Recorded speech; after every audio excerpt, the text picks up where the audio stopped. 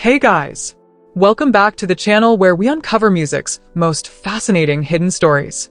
Today, we're diving into what might be one of R&B's most intriguing what-if moments, how Missy Elliott reportedly attempted to breathe new life into Changing Faces' career right when the duo needed it most, only to be thwarted by industry politics that left fans wondering where Cassandra and Sharice Rose disappeared to. According to sources close to Missy's production team, around 2001, just as Changing Faces was struggling with label issues following their Visit Me album, Missy allegedly approached them with a bold vision to reinvent their sound while maintaining the soulful harmonies that made G.H.E.T.T.O.U.T and Stroke You Up such massive hits. Mona Scott-Young, who managed Missy during this era, reportedly mentioned during a 2018 industry panel that there were missed opportunities with certain R&B acts that still haunt the industry today, a comment many insiders believe referenced this potential collaboration. What makes this particularly intriguing is what Trina Braxton shared during a little-noticed radio interview where she mentioned being in the studio when Missy was working with two female vocalists who had massive hits in the 90s. While Braxton didn't name names, the timeline perfectly aligns with when Changing Faces was reportedly seeking new creative direction after feeling betrayed by their label's handling of their third album. The timing couldn't have been more perfect. Missy was at her creative peak with hits like Get Your Freak On and Work It, revolutionizing music with her forward-thinking production. Meanwhile, Timbaland, who frequently collaborated with Missy, once cryptically mentioned in a Vibe interview that there was a female duo that should have been working with our camp that would have changed everything for them. While we may never know exactly how far these discussions progressed or why the collaboration ultimately didn't materialize, those familiar with the situation suggest label politics and contract disputes prevented what could have been one of the most exciting R&B reinventions of the early 2000s. As we explore this fascinating musical road not taken, we'll examine what little evidence exists of this potential partnership and why, according to those in the know, it might have completely rewritten Changing Faces' legacy had it come to fruition. Before we dive into how Missy Elliott almost rescued Changing Faces from obscurity, hit that subscribe button if you love uncovering R&B's forgotten stories. We deliver the real industry truths other channels won't touch. Drop your favorite Changing Faces memories below, and trust me, you won't believe how close they came to a massive comeback. So, what actually happened? How did a group with everything going for them disappear so completely from the cultural conversation? The answer reveals something deeper about how the music industry really works, especially for female artists who dare to have opinions about their own careers. Let's break down the rise, fall, and complicated legacy of one of the 90s most criminally overlooked R&B duos. The Changing Faces story begins at one of America's most prestigious performing arts schools, LaGuardia High School of Performing Arts in New York City. This isn't just any school, it's the famous institution that inspired the movie Fame and has produced countless entertainment industry professionals. It was in these hallways that Cassandra and Sharice Rose first connected, bonding over their shared love of music and exceptional vocal abilities. What makes this origin particularly interesting is that neither woman initially planned to form a duo. Both were developing as individual vocalists with their own artistic visions. Cassandra was focused on developing her songwriting, while Sharice was honing her distinctive vocal style. Their collaboration began organically through school performances and friendly jam sessions rather than as a calculated career move. After graduation, both women continued pursuing music independently while maintaining their friendship. This period of individual development would later prove crucial to their distinctive sound. Unlike many groups formed by producers or labels with a specific commercial formula in mind, Cassandra and Sharice had the opportunity to develop their own artistic identities before coming together professionally. The pivotal moment came when they connected with producer Kenny "Smooth" Cornegay, who recognized something special in their vocal chemistry. Kenny wasn't just impressed by their individual talents, he heard the unique blend their voices created, a smooth, sophisticated sound that stood out in the R&B landscape of the early 90s. This wasn't the high-energy approach of En Vogue or the street-smart style of TLC. It was something more intimate and mature. Kenny helped the women develop their first demo recordings, which showcased both their vocal abilities and their potential commercial appeal. These early recordings captured the attention of industry executives who recognized their potential to fill a specific niche in the R&B market. With Kenny's guidance, Cassandra and Sharice officially formed Changing Faces, a name that reflected their versatility and the different emotions they could convey through their music. In 1994, Changing Faces released their self-titled debut album, and the music industry immediately took notice. The lead single, Stroke You Up, became an instant R&B classic, climbing to number 3 on the Billboard Hot 100 and number 2 on the R&B charts. This wasn't just a moderate success, it was a massive breakthrough that established them as significant new voices in R&B. What made Stroke You Up particularly effective was its production by R. Kelly, who was at the height of his powers as both an artist and producer. Kelly's distinctive sound complemented the duo's vocals perfectly, creating a track that was simultaneously radio-friendly and musically sophisticated. This collaboration would prove both beneficial and complicated for their career trajectory. The follow-up single, Foolin' Around, continued their momentum, further establishing their smooth, sensual sound. Their debut album achieved gold certification, selling over 500,000 copies, an impressive achievement for a new act. This commercial success validated the faith their label had placed in them and suggested a promising future ahead. What's particularly notable about Changing Faces' early success is how they carved out a distinctive identity in an incredibly competitive R&B landscape. The early to mid-90s represented a golden era for R&B groups, with acts like TLC, SWV, and Vogue, and Escape all competing for airplay and album sales. Despite this crowded field, Changing Faces managed to establish a recognizable sound and image that set them apart. Their appeal extended beyond just commercial success. They earn respect from fellow musicians and industry insiders for their vocal abilities and professional approach. This wasn't a manufactured act relying on gimmicks or controversy. This was legitimate musical talent packaged in a commercially viable format. This combination of artistic credibility and commercial appeal positioned them perfectly for long-term success in the industry. If their debut album established Changing Faces as promising newcomers, their sophomore effort, All Day, All Night, cemented their place in R&B history. Released in 1997, the album featured what would become their signature hit, G.H.E.T.T.O.U.T. This track wasn't just successful, it was a cultural phenomenon that dominated radio and became an anthem for women everywhere. G.H.E.T.T.O.U.T. reached number 1 on the R&B charts and number 12 on the Billboard Hot 100, achieving platinum certification and becoming one of the defining R&B songs of the late 90s. The song's clever spelling concept and empowering message about leaving toxic relationships resonated deeply with listeners. This wasn't just a catchy tune, it was a statement piece that demonstrated the duo's ability to combine commercial appeal with meaningful content. Once again produced by R. Kelly, the track showcased the perfect marriage between his production style and the duo's vocal abilities. The chemistry between producer and artists created something greater than the sum of its parts, a timeless R&B classic that still gets airplay and recognition decades later. The album's second single, All of My Days, further demonstrated their versatility, showing they could deliver both up-tempo anthems and soulful ballads with equal effectiveness. This range suggested a duo with staying power rather than one-dimensional hitmakers limited to a single sound or approach. What's particularly impressive about this period is how Changing Faces managed to evolve their sound while maintaining their core identity. Their sophomore album showed artistic growth without abandoning what had made them successful initially. This balanced approach to artistic development typically characterizes acts with long-term staying power in the industry. By this point in their career, Changing Faces had achieved what most artists only dream of: multiple hit singles, gold and platinum certifications, critical respect, and a distinctive place in the R&B landscape. All indicators suggested they were positioned for a long and successful career ahead. The foundation seemed rock solid for continued success and eventual legendary status in R&B history. In one of the most intriguing chapters of the Changing Faces story, the legendary Prince became interested in working with the duo. This wasn't just another collaboration opportunity, this was recognition from one of music's most discerning and innovative artists. Prince was known for his selective approach to collaborations, making his interest in Changing Faces particularly significant. The connection reportedly began when Prince heard their music and recognized something special in their vocal abilities and artistic approach. For any R&B act, Prince's attention represented the ultimate artistic validation, acknowledgement from a genius known for pushing boundaries and demanding excellence. This wasn't just industry hype, this was recognition from music royalty.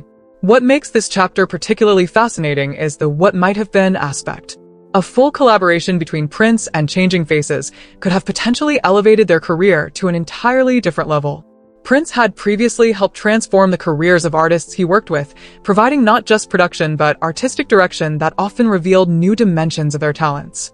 The details of what exactly happened with this potential collaboration remain somewhat mysterious.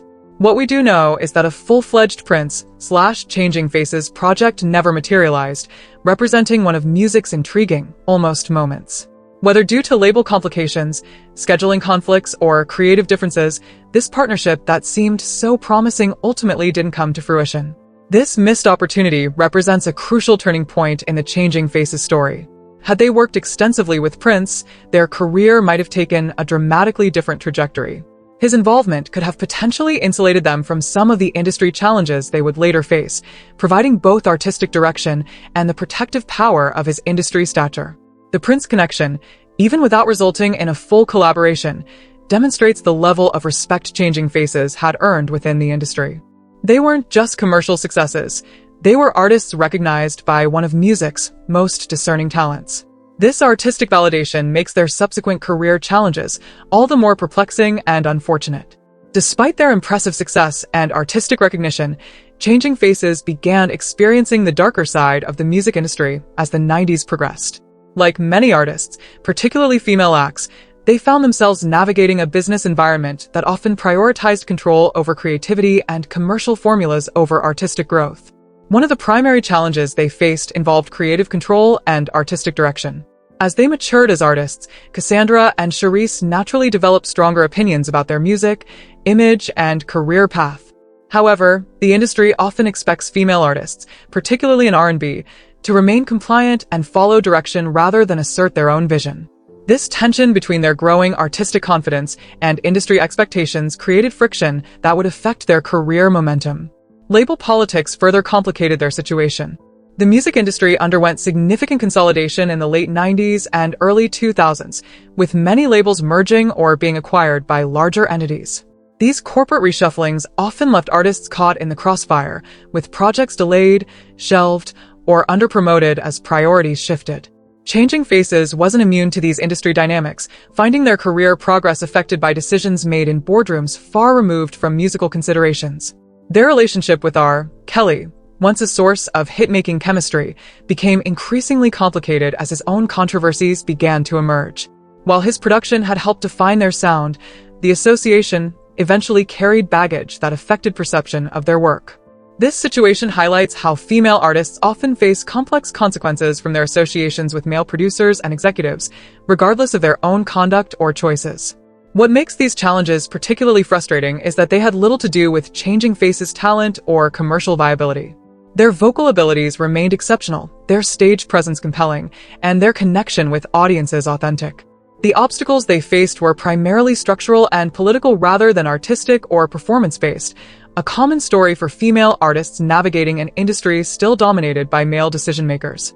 This period represents a crucial turning point in their career trajectory. Despite having all the components for continued success, talent, hits, fan base, industry respect, external factors began creating headwinds that would ultimately affect their ability to maintain their earlier momentum and visibility. As the 90s gave way to the 2000s, Changing Faces experienced what many successful acts from the previous decade faced, a gradual reduction in visibility and commercial impact. This wasn't due to any sudden drop in quality or dramatic incident, but rather a combination of industry shifts, changing musical trends, and the challenges previously discussed. Their third album, Visit Me, released in 2000, didn't receive the same promotional push or generate the same commercial impact as their previous efforts. Despite containing quality material that showcased their continued vocal excellence, the album didn't produce singles with the same cultural penetration as Stroke You Up or G.H.E.T.T.O.U.T. This reduced commercial performance created a negative feedback loop, with diminished success leading to reduced support, further affecting their visibility. The early 2000s also saw significant changes in R&B's sound and marketing approach. The smooth, sophisticated style that Changing Faces exemplified began giving way to more production-heavy, hip-hop-influenced approaches. While they certainly could have adapted to these changing trends, doing so would have required label support and investment that wasn't forthcoming at the levels needed to maintain mainstream presence. Radio, once their strongest ally in reaching audiences, began changing its approach to R&B programming. Consolidation in the radio industry led to more formulaic playlists and less willingness to support artists who weren't actively releasing chart-topping singles.